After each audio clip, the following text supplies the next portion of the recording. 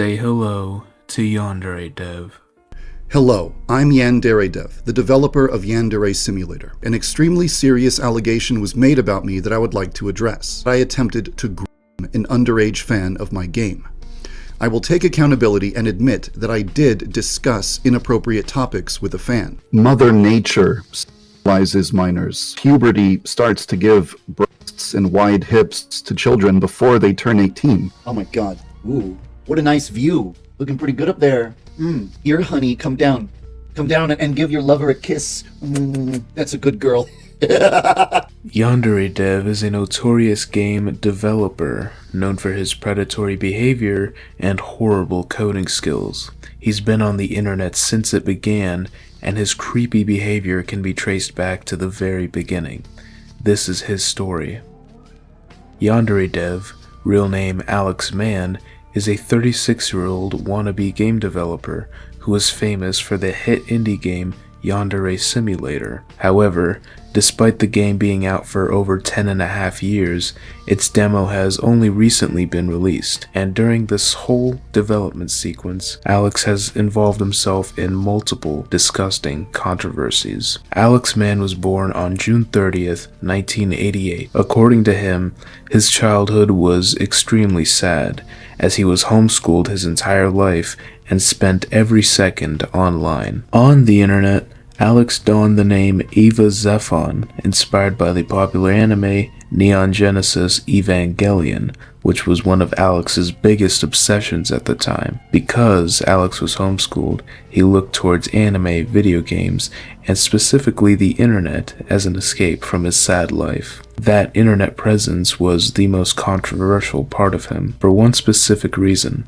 his extreme desire for a girlfriend. Although he went back and deleted most of it, if you look through Alex's archived posts and threads on the website Gaia, you would mostly find him asking for advice about getting a girlfriend, detailing how sad his life is, and looking for any hope of a girl ever being with him. However, there would be one post that stood apart from any of the other ones. It's titled, "I fantasize about ending my parents. What should I do?" It reads, "My dad is obsessed with me getting into college. Think of a born-again Christian who is obsessed with his son getting into heaven. He keeps on telling me how if I don't study, I won't do well in school.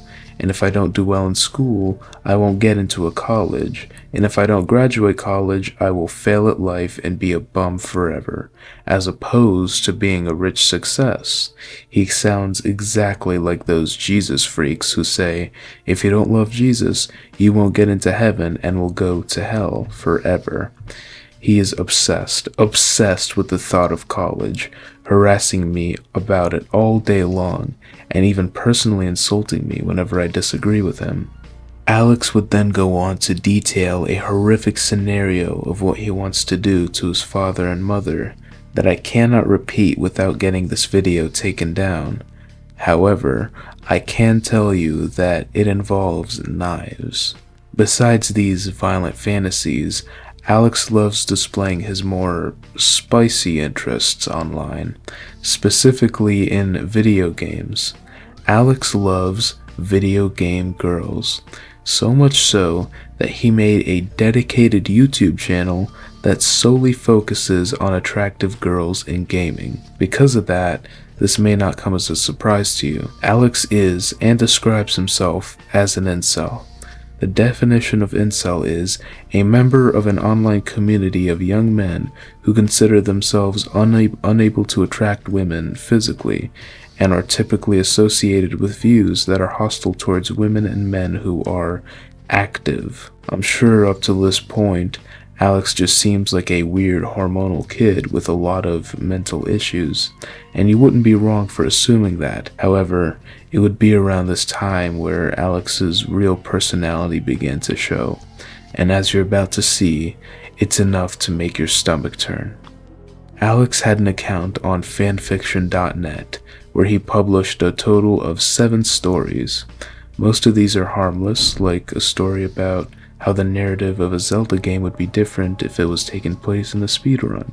But one of these stories is not like the others. Alex called it The Life of a Slave.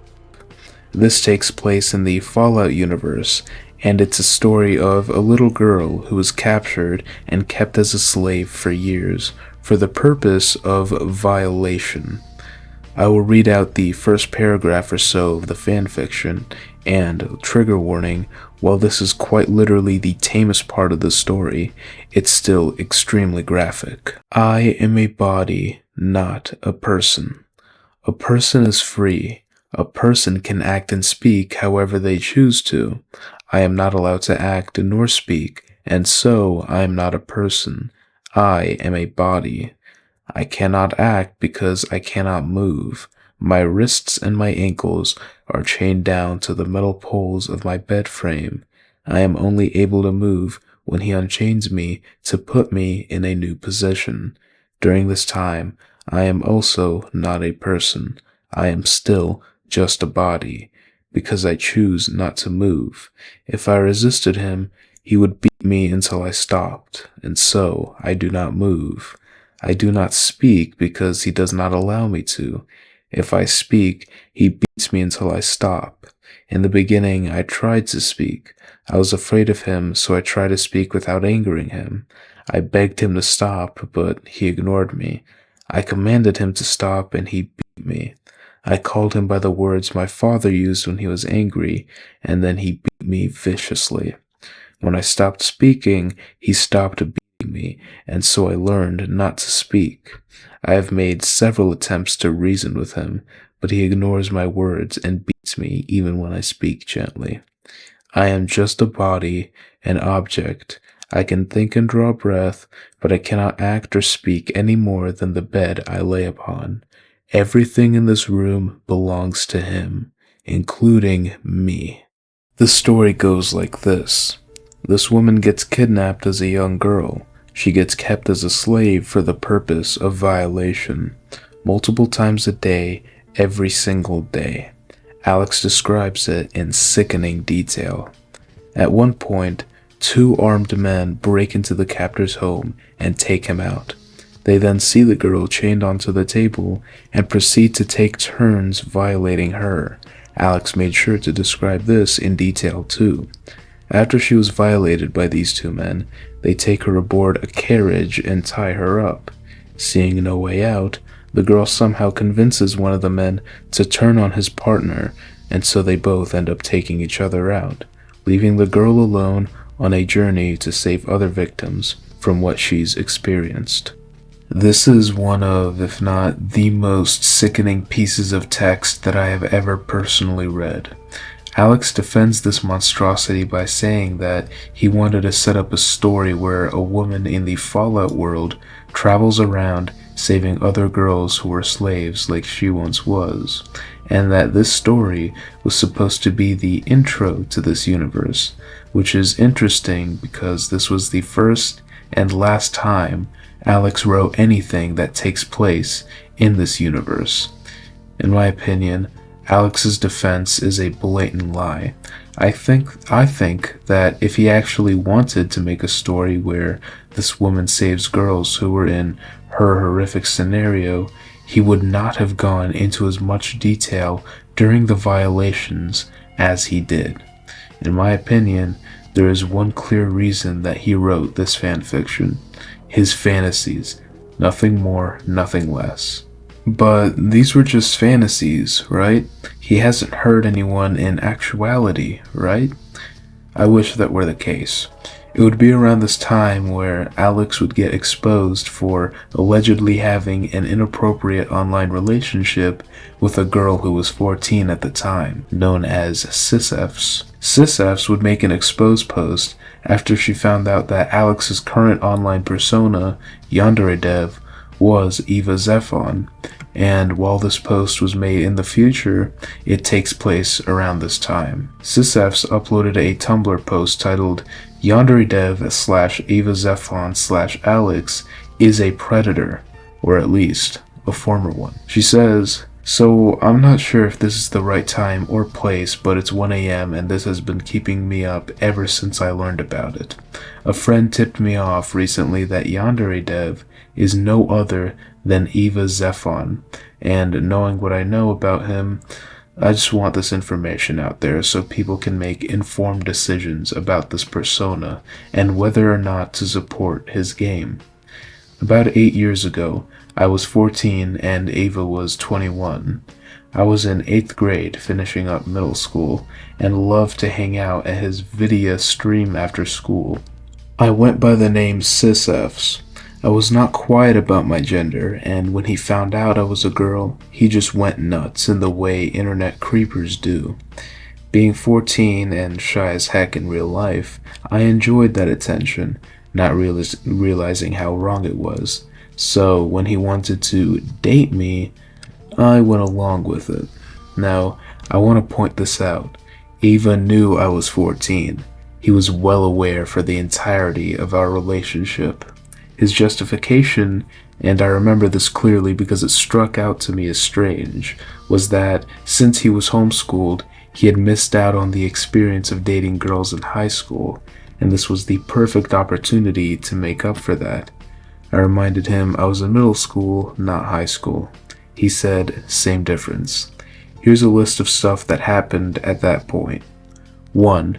He asked me for explicit photos, which I took, then provided to him via an image hosting site that's probably long dead by now. He asked me to pose in specific ways for some of them. We texted explicitly over Skype. He performed self-relief on webcam to me, while I made suggestive noises over the mic at his request. I borrowed my friend's webcam to video chat with him. He asked me to but my friend was in the room with me. Instead, when she wasn't looking, I banged him. That's as much as I can dredge up from memory. A lot of this has been repressed and only came up over the past few days, as I thought long and hard about it.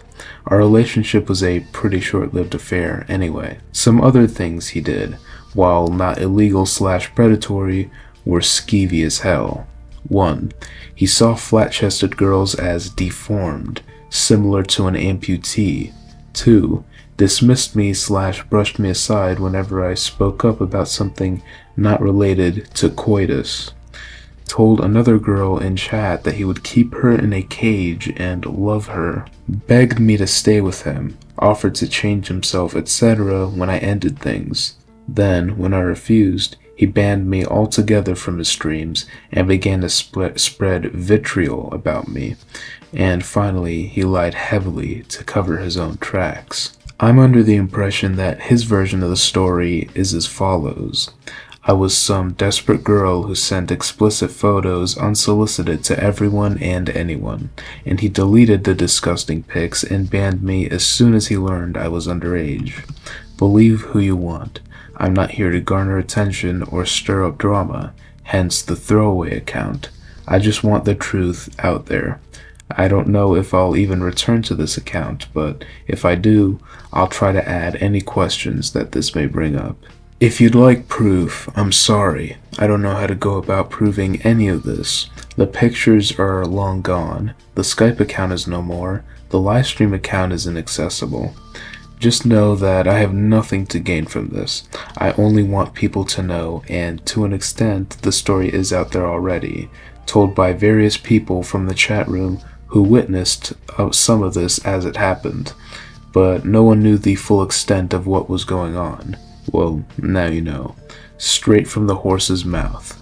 Thanks for reading. Thankfully, a while after this, SysFs provided an update post with mountains of proof. While none of them show direct messages with Alex, she clarifies why she couldn't find those messages, and shows a lot of proof that she was heavily involved in Alex's streaming community, including emails between her and her friend, asking for a webcam so she can specifically video call Alex. However, the most damning piece of evidence is this photo, SysFs holding her hand out with I Heart Eva written on it, clear proof of her involvement with Alex. At the point in time when this was released, Alex was an up-and-coming important indie game developer, so he rushed desperately to fix his reputation. He made many contradictory claims. For example, He initially said that Sisyphs was a girl who sent these kinds of photos to everyone, and Alex deleted them when he found out how old she is. However, he later said that she was just a catfish troll who he had no contact with whatsoever. Whatever the case was, he was caught, and this wouldn't be the only controversy from his streaming days. And yes, I know I've neglected to elaborate on this until now, but Alex did stream on an old website called Vidya. These streams would be how Alex cemented his online presence. Unfortunately, it wouldn't be in a good way at all. From everything I've seen, people viewed Alex as a weirdo who spammed 4chan forums with links to his streams, and once you got into those streams, it wasn't much better, as Alex just played random games and banned anyone who said anything slightly negative towards him. Also, he said a whole bunch of slurs. Of course, this shouldn't come as a surprise, but streaming really didn't pay the bills, and as Alex was barely surviving college at the time, he had to lock in on finding a job, eventually landing one at a small video game development company. This opportunity didn't last long, but Alex didn't give up. He dreamt of being a successful game developer. Inspired by the indie game Skullgirls, he dipped his toes into fighting game development with a low-quality demo. He would get clowned on hard for this, including by the Skullgirls dev who he greatly looked up to.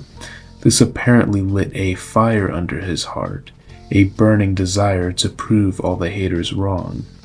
He came out with one more low-quality fighting game before making his infamous 4chan posts, detailing the premise of a Yandere girl simulator. It reads, "Let's discuss the game mechanics of a Yandere simulator. Set in a school, pick a boy, stalk him, end girls to flirt with / talk to / look at him. Stealth gameplay, have to stalk the boy without getting spotted.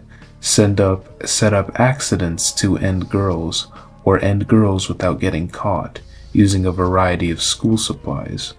Dating sim gameplay, have to win the heart of the boy you have chosen without letting him find out that you are jealous and malicious. Bad ending, end the boy and end yourself. Good ending, end all the harlots who tried to steal the boy from you and live happily ever after." This idea was met with overwhelming positive feedback, which caused Alex to slowly begin developing this new interesting video game idea. And while he did this, he was getting massive support from the community. Keep in mind that at this time, Alex was using the alias of Yandere Dev. His history of horrific behaviors would be under the name of EvaXephon. The two personas would stay separate for a while, saving Alex's reputation until a former volunteer exposed him. On a Reddit post about Yandere Simulator, he commented, "Hey, I used to work on this game as a 3D modeler, but quit the team later on for certain reasons. I feel like I should mention that Yandere Dev is actually a guy named EvaXephon. I feel like you guys should look up the credentials of someone before you go throwing your money and support to them. Not sure why he's pushing this Yandere Dev alias, but you guys have a right to know." This comment, along with a few other clues, linked the two internet personas together. While this wasn't the biggest issue now, it would come back to bite him in the butt later. Hard. For now though, Alex kept working on his game. This video is more about the controversy surrounding Alex, but I will still summarize his development of Yandere Simulator for the purpose of context, and because it is a big part of his story. In short, Alex is extremely bad at developing video games. He focused primarily on his hobbies of streaming, gaming, and watching anime instead of working on Yandere Simulator. During its early development, popular YouTubers like PewDiePie and Markiplier picked up his game. This brought millions of eyes onto Alex and Yandere Simulator. The Patreon that he set up started making well over $4,000 a month, which is more than enough to live off of. Alex had all the time in the world to work on this game. According to he himself, He had no friends, no girlfriend, and a horrible relationship with his family. This game was all that he had, and so you'd think he would focus on this extremely profitable and well-known project if that was the case, right? Wrong. Instead, like I mentioned, he focused on his hobbies instead of working on the game. He'd also upload regularly on his YouTube channel, which was filled with false promises and misleading progress reports. For example, the first rival of the game, Osana, was supposed to be released around 2016. She was released 4 years after that in 2020, the first of 10 rivals. And if you don't know what a rival is, they're supposed to be the love interests of Senpai, the boy you stalk in the game. Anyways, it has now been over 10.5 years since Yandere Simulator was released. The third rival still hasn't been implemented, and the game is still in a demo. To put that into perspective, if you were 8 years old when Yandere Simulator came out, you would now be old enough to smoke, drive, fight in war, and you'd meet the age of consent, something Alex isn't too interested in. This horrible development schedule was the cause of a lot of controversy. Many of his fans turned on him, which caused uproar in his community, specifically Reddit. Some fans broke apart from the official Yandere Simulator subreddit and made their own, since any community ran by Alex had extreme and rampant censorship. In this new subreddit, fans felt free to speak their mind, until the creator of the subreddit would reach an agreement with Alex to send him the ownership of the subreddit in exchange for $3,000. Another source of online controversy came from his Discord server.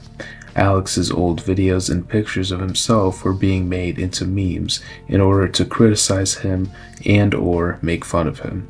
For example, this famous video on screen that you can't hear due to Alex's misuse of the copyright striking system.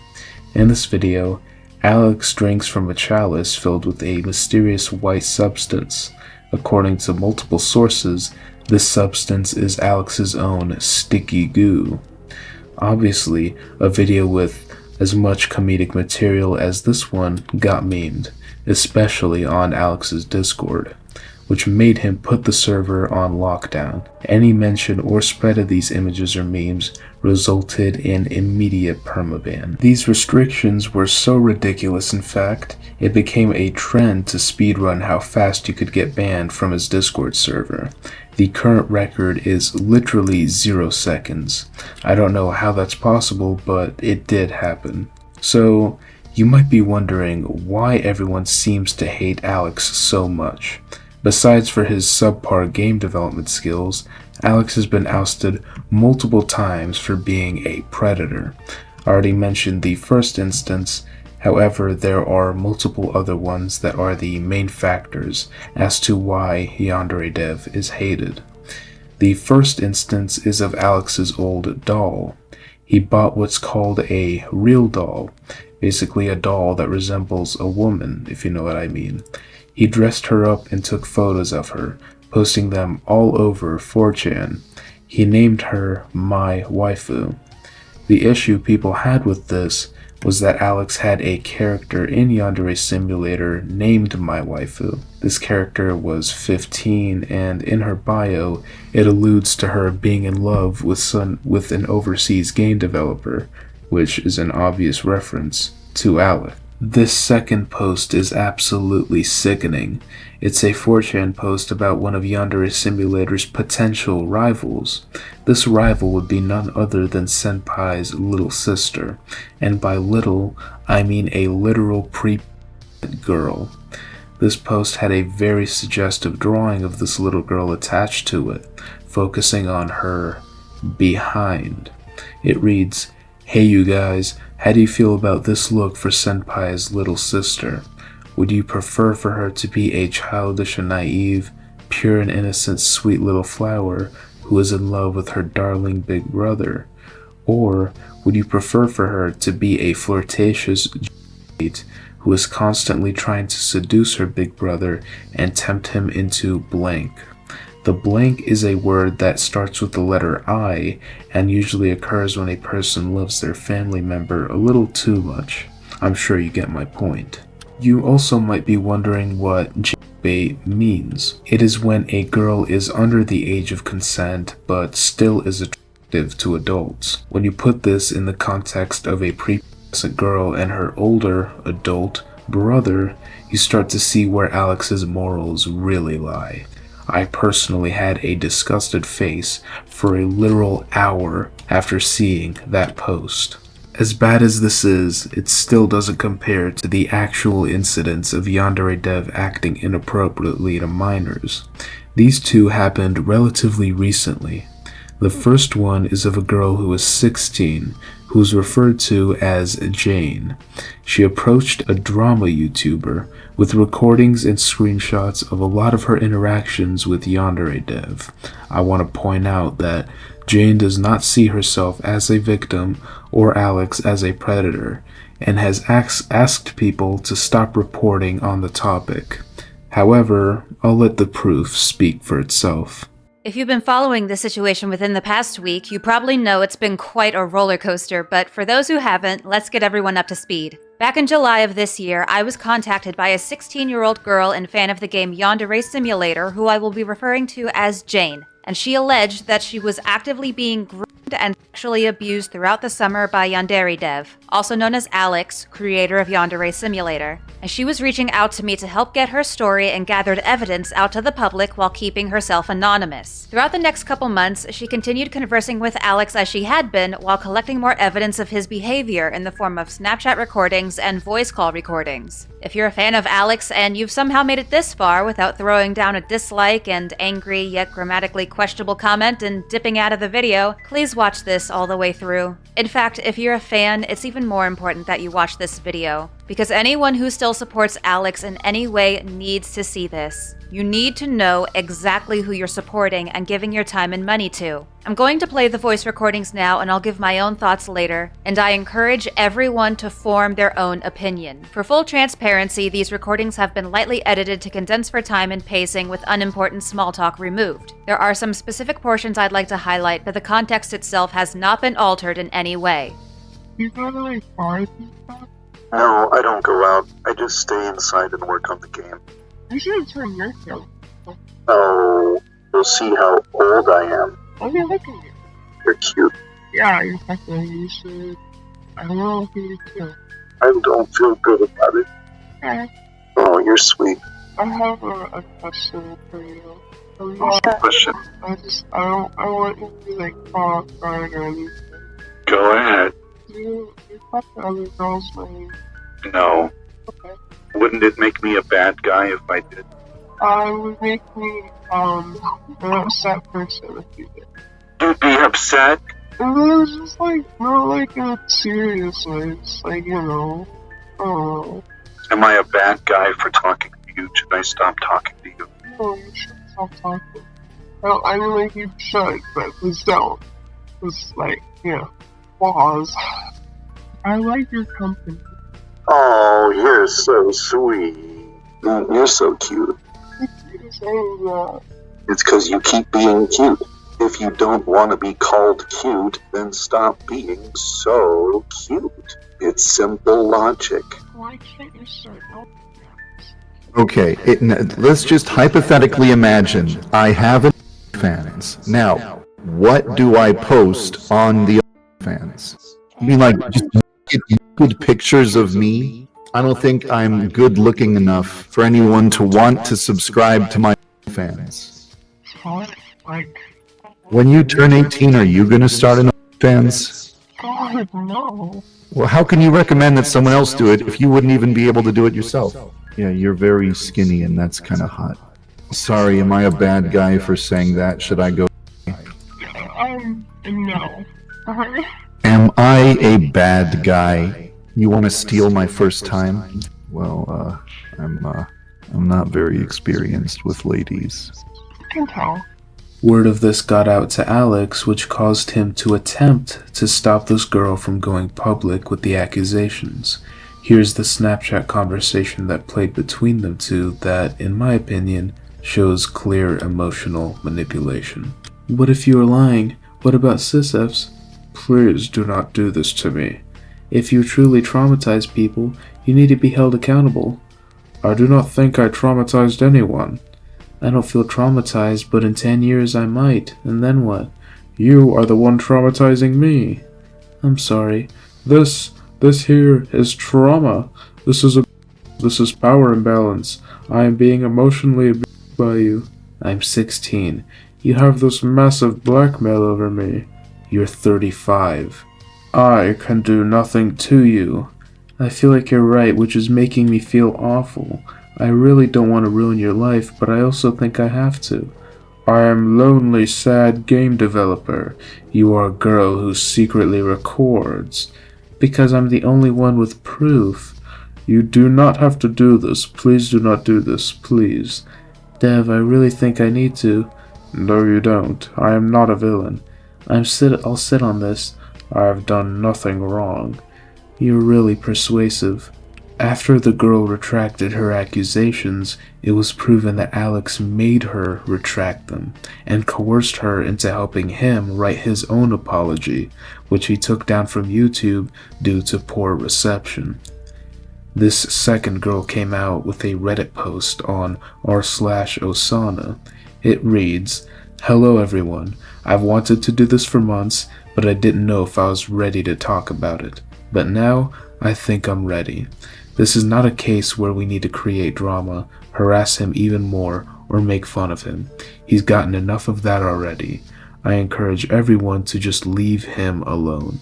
This is a case where a man I loved turned out to be the absolute opposite of the person I was around for years. I do wish I handled many things differently with him, but what happened, happened. This is simply to bring awareness to the kind of person he is with women, especially younger ones. This is to let you know that his pattern of creepiness never stops with him. If anyone has dealt with something similar with him or worse, I hope this can show you the person that he is under the mask and encourage you to stay away before it becomes worse.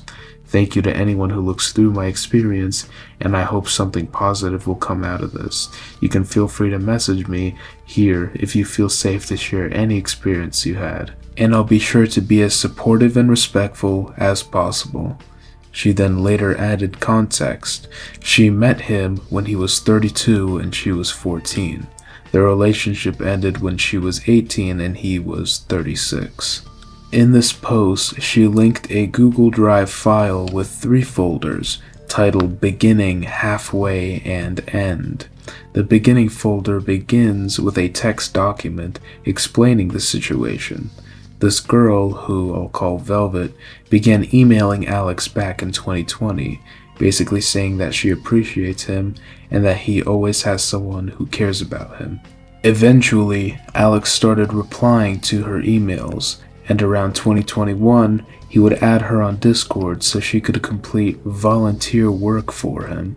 She mentioned that she would regularly check up on Alex to remind him she cares. Then, it eventually switched, with Alex regularly messaging her and checking up on her. It would be around this time when he found out her age, and unfortunately, he had no problem with it, and they kept talking. The work Alex made her do began to get difficult, to the point where Velvet spent all day working on his game. She said that she viewed making Alex happy as being more important than her education. And it's not hard to see why she thought this, as she said there would be constant love bombing from him. And not only that, Alex was planning on flying her out to him when she turned 18, which is textbook grooming. Besides this text doc, the folder contained a massive amount of screenshots of Alex's messages during the time he knew she was underage.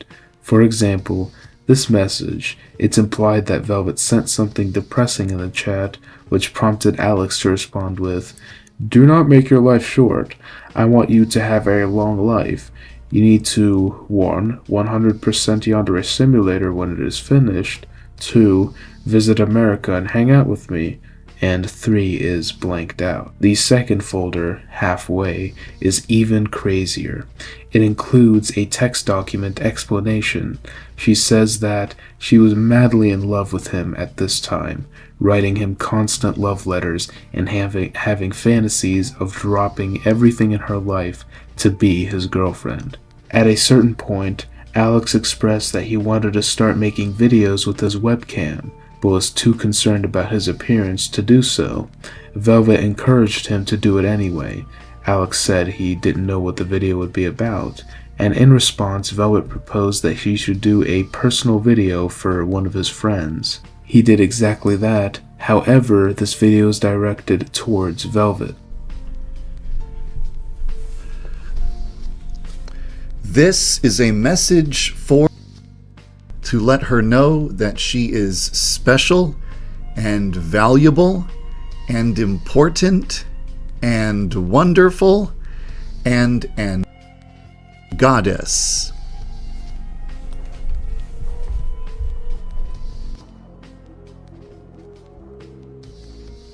Is cute. Another time, Velvet would randomly ask him, if there's anything you would change in your life, what would it be? Alex waited a day before responding that he wishes he had a significant other. He then says that Velvet makes him feel like a significant other does. He then love bombs her more. It would also be around this time when they started voice calling, although it was in a VC channel with friends for now. Like the previous folder, this includes more than just the text document. Not only did it have those 2 videos that played for you, it had many screenshots, including his confession, where he says, "The reason I want a significant other is because I want to feel like everything is going to be okay. None of my problems matter since I have this one wonderful person in my life. As long as I have this person, it'll all be okay. You give me that feeling. The feeling that at least there will be always one person who wants me to be happy." That brings us to the final folder, the end. She starts this one off by detailing how Velvet avoided Alex in VCs. This caused him to get a whole other VC channel made just for the 2 of them, which is when they began calling more. After this though, things drastically changed when Velvet noticed that Alex began to show signs of being disinterested. She frantically panicked and spent days and nights researching topics to talk to him about. This led to a negative confrontation between the 2 about Velvet's negativity, which she claimed helped her for the better. But this confrontation would cause her to look back on all the allegations made against him. She says that they all made sense and were true, especially Sisef's. This caused her to see Alex in a different light, and while she did look at him as a, quote, creepy, disgusting man who objectifies young women, she says that she was too attached to leave him. And what made this worse is that she began feeling like she was being exploited for her labor on the game, saying that it seemed as if he didn't care about her and was always looking to get his next task done.